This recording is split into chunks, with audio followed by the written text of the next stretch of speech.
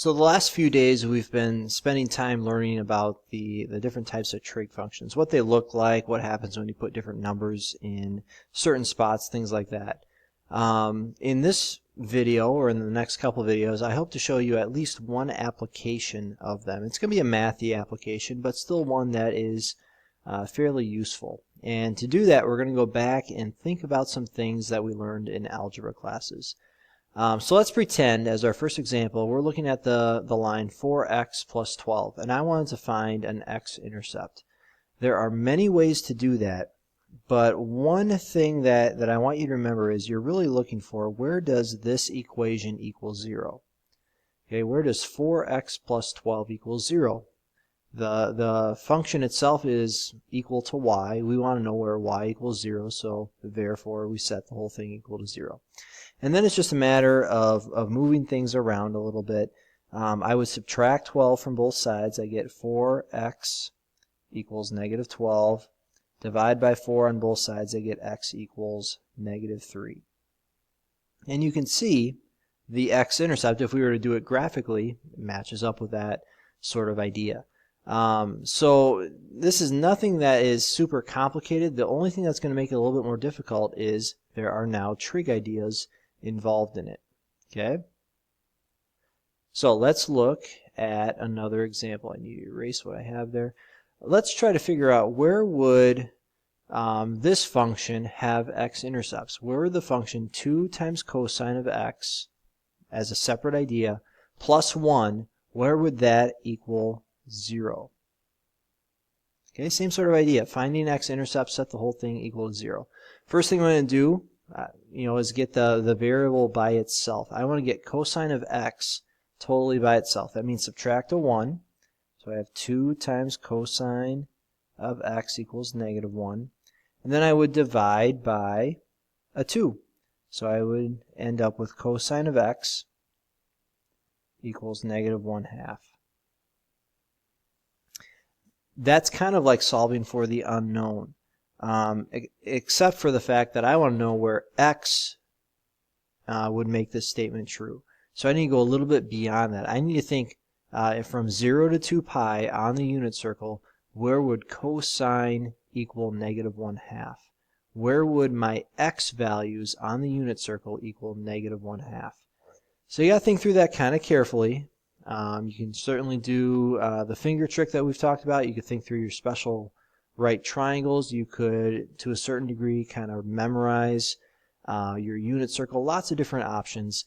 But in the end, it's going to be at 120 degrees or at, I got to think about this a second. Let's see, it'd be at, what, 240 degrees, 120 and 240. I want to answer this in radians. So that'd be at 2 pi over 3 or 4 pi. Oops, and I'm off my screen here. Or 4 pi over 3.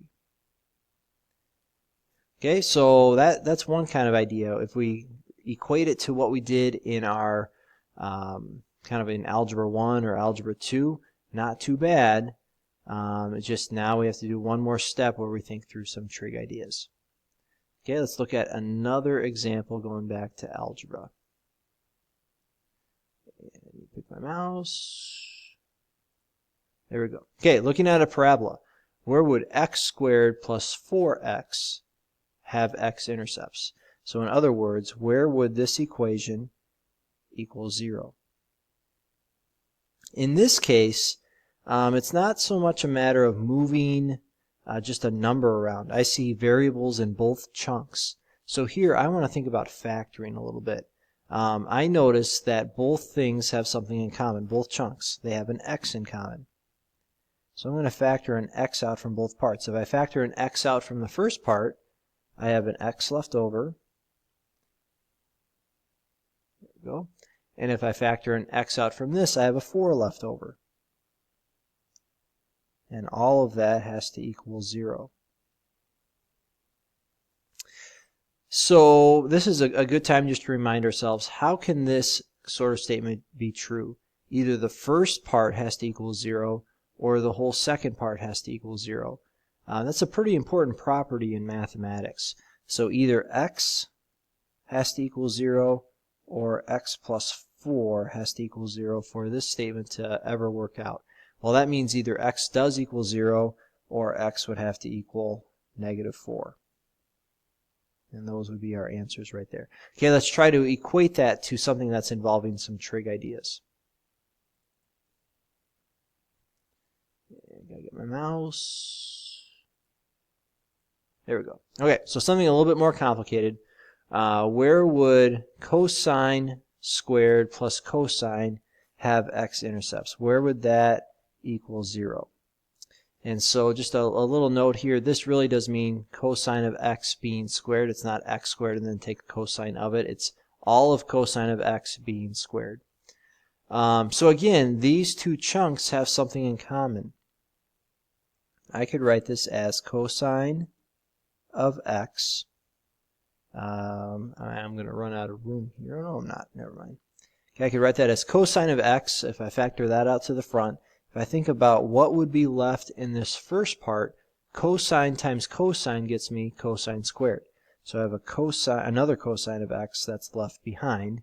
If I factor a cosine of x out here, I've basically taken the entire chunk away. I really have a 1 that's left behind. And all of that's going to still equal 0.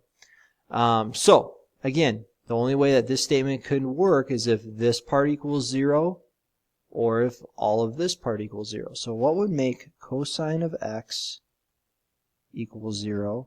Or what would make cosine of x plus 1 equal 0? Which is really cosine of x equals -1. Those are the things that I need to consider and think about here for a little bit. So what's going to make cosine of x equal 0? What's going to make this first part true? Okay, well, if you go back to the graph of cosine, you could think through it that way. Or if you go through the unit circle and think about where on the unit circle would your x values be 0, that's how I prefer to think about it. But I'd have a couple spots. Okay, x could equal 90 degrees, or pi over 2. Ran out of space there. So pi over 2.